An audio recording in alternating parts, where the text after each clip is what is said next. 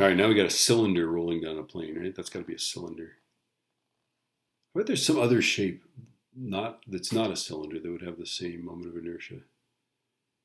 But it would be the moral equivalent of a cylinder.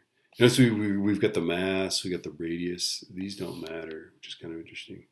All right, so let's do this. Let's do this guy with energy. Okay, energy is my favorite way to do it. So let's go. There's this plane. We got.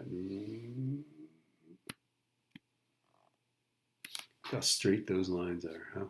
Isn't that something? So this is 1.9 meters is the elevation. And then this length of this, the plane is 5.10 meters. That's this.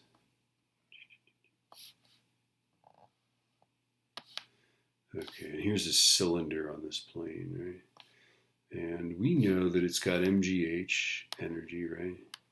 It's got potential energy at the top. It's not moving, right? It rolls from rest, let's say. And then that's going to become translational kinetic energy and also rotational kinetic energy. Okay, so our substitutions here are pretty predictable, right? We got 1/2 mv squared plus, and then we just substitute for the moment of inertia, so 1/2 mr squared. And then the angular velocity, we're going to use v as omega r. So omega is v over r, right? So we'll go v over r squared, right? And then when the dust settles, you will end up with mgh is 1/2 mv squared. And then let's figure this out. What is this? This is 1/4. The r squared and the r squared go the way of the bison, right? And so we end up with 1/4 mv squared. Isn't that interesting? So if it's a cylinder, half of its energy as it moves down the plane is rotational kinetic energy. All right, there we go. Okay, so let's see, what do we do with this? I think we do, we make this, we go, that equals 4. Oh, no, we can just do, we can go 2/4, right? mv squared plus 1/4 mv squared is equal to 3/4 mv squared. There we go. And then the m's will cancel out, right? Cancel all the m's. All the m's go away. Okay, so then we get 4/3 gh is v squared.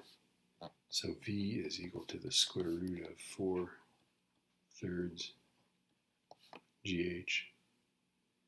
So that's square root of 4/3 9.81 times, what's our height? 1.9. Hopefully that'll be 4.99 meters per second. Okay, if it's not, you'll hear my manly yawp. All right, here we go. Actually, you won't. It'll be a whimper of defeat. Okay, times 9.81 times 1.9. Yeah, 4.985.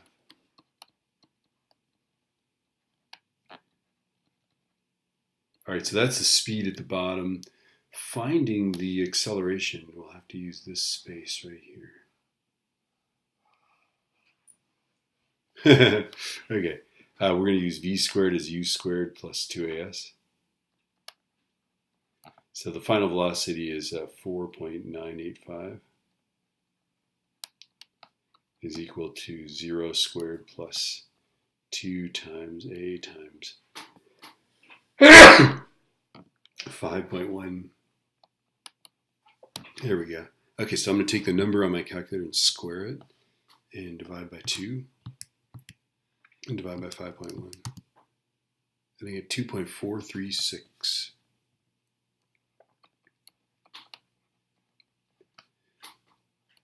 Meters per second squared. Ta-da.